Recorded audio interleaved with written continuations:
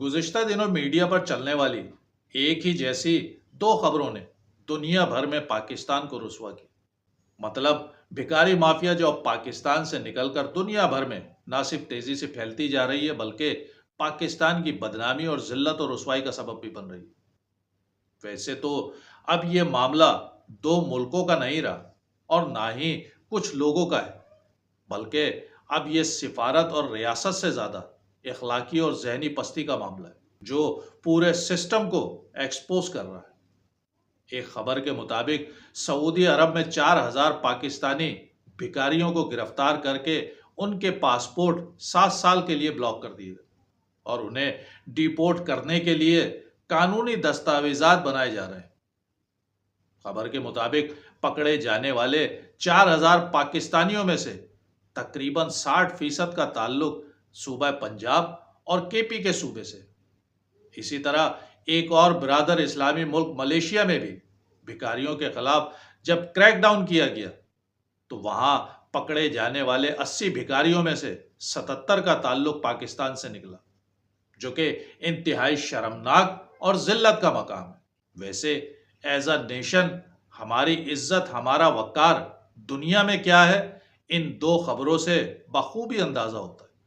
اور یہ صرف دو ملکوں میں بدنامی کا سبب نہیں بن رہے، بلکہ دنیا بھر میں جہاں جہاں پاکستانی موجود ہیں وہاں ایسے شرمناک مناظر اکثر و بیشتر دیکھنے کو ملتے ہیں۔ میرا تو خیال ہے کہ جہاں بھیک مانگنا ممنوع اور معیوب سمجھا جاتا ہے وہاں بھی ہمارے لوگوں نے اپنے جھنڈے گاڑے ہوئے ہیں۔ حالانکہ ان ممالک میں نہ ہی بے روزگاری ہے اور نہ ہی غربت ہے۔ اگر باعزت طریقے سے یہ لوگ وہاں نوکری یا کام دھندا کریں تو بآسانی اپنا اور اپنے بچوں کا پیٹ پال سکتے ہیں، لیکن کیا کیا جائے کہ ان ہڈ حراموں نے ساری زندگی خیرات کے ٹکڑوں پر ہی گزاری ہے۔ اور پھر ہمارے ملک میں تو یہ ایک باقاعدہ پروفیٹیبل دھندا بن چکا ہے۔ ان کے باقاعدہ سیزن لگتے ہیں۔ عید بقرعید پر بسیں اور ٹرینیں بھر بھر کر لوگ کراچی کا رخ کرتے ہیں اور کروڑوں اربوں روپے لوٹ کر یہاں سے لے کر جائے جاتے ہیں۔ ٹھیکوں پر علاقے بکتے ہیں اور اس منظم دھندے میں علاقہ پولیس بھی پارٹنر ہوتی ہے۔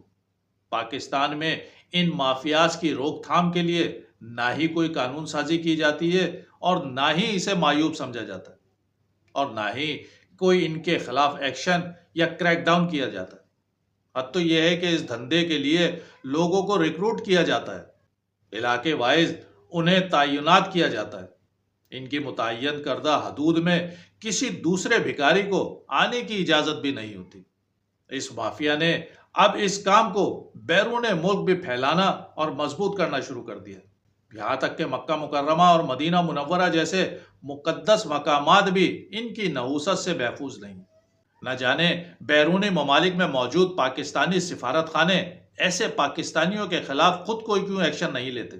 مجبوراً ان ملکوں کی پولیس اور ادارے جب انہیں پکڑ کر ڈیپورٹ کرتے ہیں تو پھر پورے دنیا بھر میں پاکستان کی جگ ہسائی ہوتی۔